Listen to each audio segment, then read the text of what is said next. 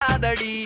ராத்திரி நேரத்துல கூத காத்து வீசுது மச்சினி தலைமுடியோ உடம்பில் பட்டு கூசுது ராத்திரி நேரத்துல கூத காத்து வீசுது மச்சினி தலைமுடியோ உடம்பில் பட்டு கூசுது பப்பாளிக்கா பழத்தை போல பளபளன்னு இருக்கிற பச்சை புள்ள மனச நீயும் இரும்பு போல உருக்குற வாடி ராக